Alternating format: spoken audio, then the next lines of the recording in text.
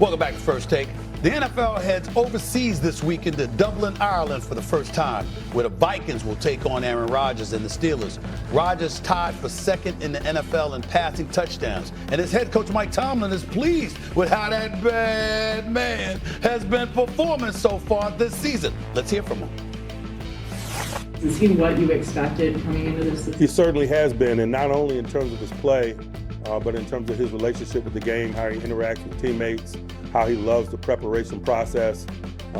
All of those things have been double thumbs up, and so it's reasonable to expect the in-stadium performance to mirror that.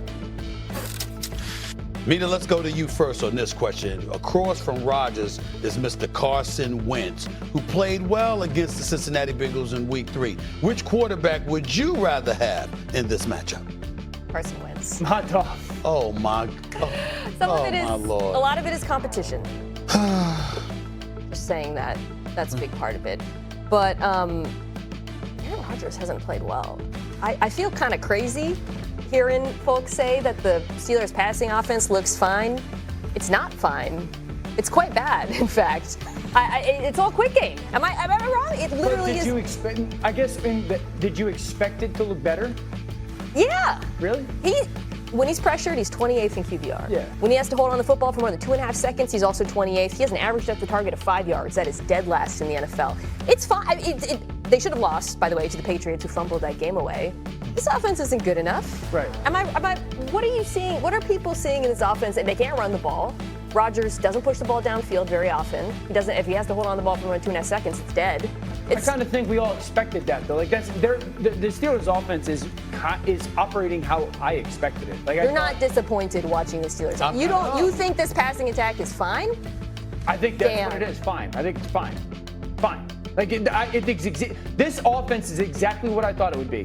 Rodgers will get the ball out quick. They'll be fine in that.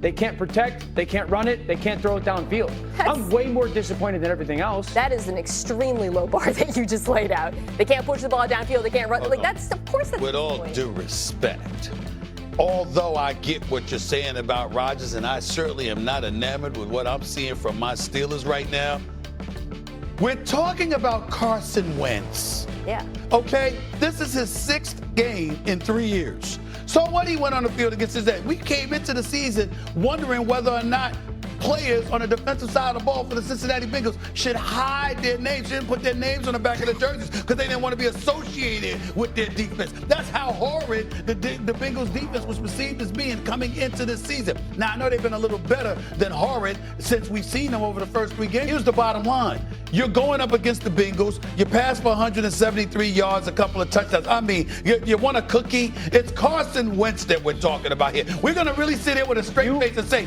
we'd rather have Carson Wentz than Aaron Rodgers. The Steelers defense? Stephen A.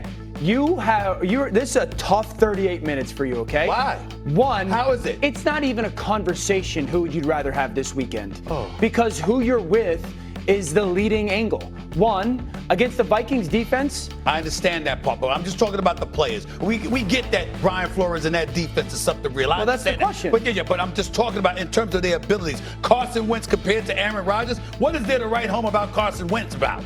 That's all I'm saying. Because I'm not playing tennis one-on-one with them.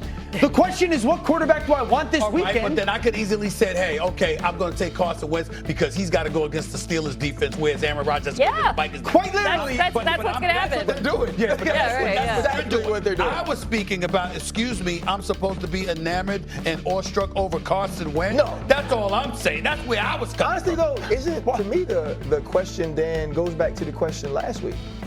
Do you want Carson Wentz or J.J. McCarthy? That's the question. That's the more debatable one. And by the way, J.J. McCarthy wasn't much to write home about other than the fourth quarter against Chicago. Yeah. Let's not be fools here. Right, and I know you watch the game the way I do. I know you watch the game the way I do. We can watch that tape. Like, that wasn't all about Carson Wentz. No. Brian Flores was amazing. Ridiculous. Isaiah Rodgers made a ton of plays. Jordan Mason ran the football, and you saw why they went out and got. I'm not talking about that, but you look at that first drive, the competency, the level of professionalism, the way he went through his reads, right? Second to last drive of the first half. Got right back down there. You score again. Then you open the second half with another big drive. Like, we haven't seen that team look like that offensively over a prolonged period. And so what happens is you are right. Carson Wentz in this matchup has a better matchup than Aaron Rodgers and the Pittsburgh Steelers. Right. What happens when Carson Wentz plays well this week? Yeah. What happens when the offense looks good again this week? What happens when they win again this week? We have to have the conversation of, is it J.J. McCarthy or Carson Wentz going forward? They're having that conversation in Minnesota, I guarantee you. Yeah, I think they should. I think it's fair. If you heard the way they're talking about it? I would tell you this. The biggest difference, again, Christian Darrisaw being back mattered, but Carson Wentz got rid of the ball so much faster than JJ. I love JJ. I'm a huge fan of JJ. I think he's got a very bright future. The game was too fast for him for the most part when he was in there. Carson plays well this weekend, and then I think they play in London next week against a good football team. If he plays well again the next 2 weeks, they'll have a bye after that. There is no question about it that they will have that conversation. Oh, the stuff that y'all bring up sometimes, because let me tell you something, that might be a discussion. But I find it hard to believe, and if I'm management, I got to have a discussion with my head coach, Kevin O'Connell.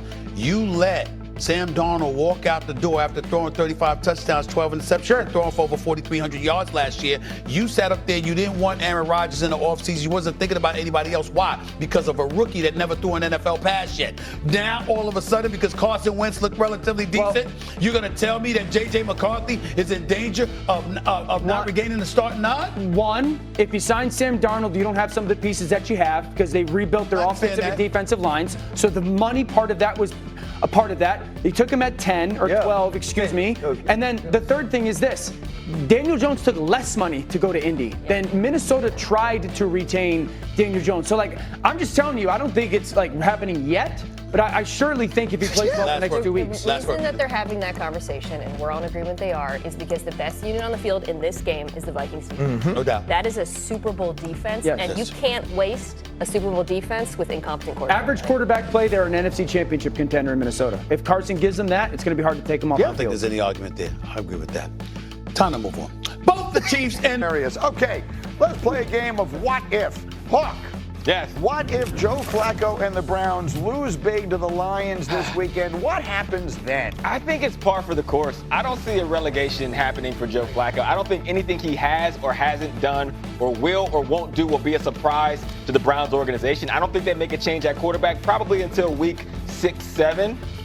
6, 7. I wanted to get you in there, Greeny. My kids are cringing right now. It might be 6, 7, week 6, 7. I don't know. Sheffield, kidding aside. Yeah, kidding aside.